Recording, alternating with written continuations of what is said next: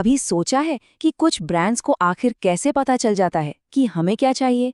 ऐसा लगता है जैसे वो हमारा मन पढ़ लेते हैं, है ना? खैर, इसका राज है अपने ग्राहकों को बहुत गहराई से समझना। और आज हम इसी कनेक्शन के पीछे की साइंस को समझने वाले हैं, जिसे कहते हैं कंज्यूमर पर्सोना। तो चलिए शुरू करते हैं। तो सबसे बड़ा सवाल यही उठता है, क्या कंपनियां सच में अपने कस्टमर्स को जानती हैं?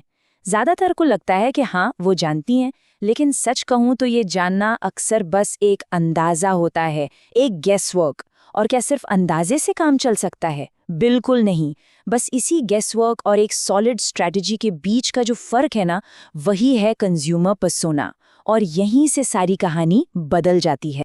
तो आखिर ये कंज्यूमर पर्सोना है क्या भला? इसे ऐसे समझिए कि ये किसी आइडियल कस्टमर का एक स्केच है। अब ये कोई मनगढ़ंत कहानी नहीं है, बल्कि एक सेमी फिक्शनल प्रोफाइल है। सेमी फिक्शनल क्यों?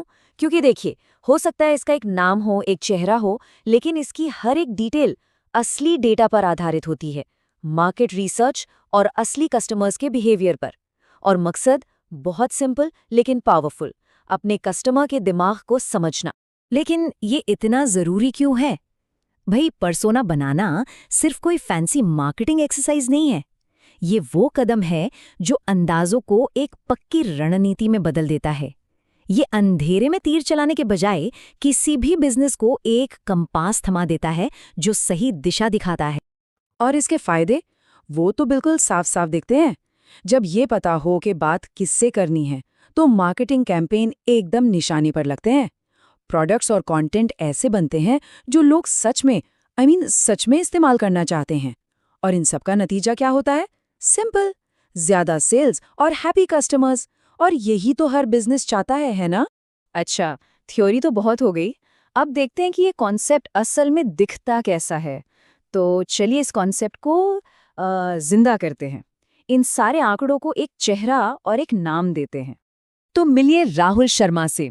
ये हमारी आइडियल कस्टमर का एक एग्जाम्पल है। राहुल एक यंग, एम्बिशियस प्रोफेशनल है जो डिजिटल मार्केटिंग में अपना करियर बनाना चाहते हैं। तो राहुल की प्रोफाइल पर एक नज़र डालते हैं। उम्र है 28, दिल्ली में रहते हैं। गोल बिल्कुल क्लियर है, डिजिटल मार्केटिंग सीखकर करियर में आगे बढ़ना है। लेकिन सबसे ज़रूरी चीज़ यहाँ है उनका पेन पॉइंट, उनकी सबसे बड़ी प्रॉब्लम, और वो है प्रैक्टिकल गाइडेंस की कमी। और ठीक इसी प्रॉब्लम में किसी भी बिजनेस के लिए एक बहुत बड़ी अपॉर्चुनिटी छिपी होती है। तो एक मजबूत पर्सोना बनाने के लिए क्या चीजें चाहिए होती हैं? इसको ना एक बिल्डिंग की तरह सोचिए। जैसे एक बिल्डिंग के पिलर्स होते हैं, वैसे ही एक अच्छे पर्सोना के भी 4 कोर बिल्डिंग ब्लॉक्स होते हैं। ये हैं वो 4 पिलर्स। पहला है डेमोग्राफिक्स, यानी बेसिक जानकारी, उम्र, लोकेशन, इनकम, ऐसी चीजें। दूसरा गोल्स एंड मोटिवेशंस, मतलब उनकी लाइफ में उन्हें ड्राइव क्या करता है, वो पाना क्या चाहते हैं। तीसरा पेन पॉइंट्स एंड चैलेंजेस, उनकी राह में क्या रुकावटें आती हैं। और चौथा बाइंग बिहेवियर, मतलब जब वो कुछ खरीदने जाते हैं तो उनका डिसीजन मेकिंग प्रोसेस कैसा होता है।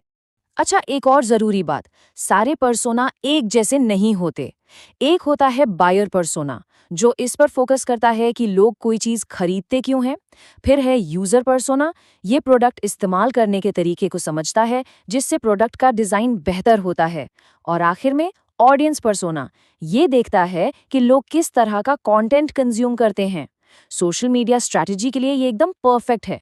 तो चलिए अब इन सारी बातों को जोड़कर देखते हैं, ये जो सारी जानकारी इकट्ठा की गई है, ये मार्केटिंग में असली सक्सेस कैसे लाती है। चलिए देखते हैं कि कैसे ये इनसाइट असल में इम्पैक्ट में बदलती है। इसका असर बिल्कुल डायरेक्ट है। एक सही पर्सोना के साथ कंटेंट ऐसा बनता है जो सीधा दिल से जुड़ता है। एड सीधे उन लोगों तक पहुंचते हैं जिनके लिए वो बने हैं, मतलब फालतू पैसा बर्बाद नहीं होता। और रिजल्ट, ऑडियंस के साथ बेहतर एंगेजमेंट और हायर आरओआई, यानी मार्केटिंग पर खर्च किए गए हर रुपए से ज्यादा फायदा। तो सारी बात का सार ये है कि एक अच्छी तरह से बनाया गया पर्सोना सिर्फ एक टूल नहीं है, ये किसी भी सक्सेसफुल डिजिटल मार्केटिंग स्ट्रैटेजी की बुनियाद है। ये गेस वर्क को खत्म करता है और हर मार्केटिंग डिसीजन के लिए एक नॉर्थ स्टार की तरह काम करता है। और अब जाते जाते एक सवाल छोड़ जाता हूँ। अगर किसी बिजनेस को शुरुआत में सिर्फ एक ही पर्सोना बनाना हो तो वो किसका होना चाहिए? उनके सबसे लॉयल मौजूदा कस्टमर का, या उस नए कस्टमर का जिसे वो भविष्य में पाना चाहते हैं?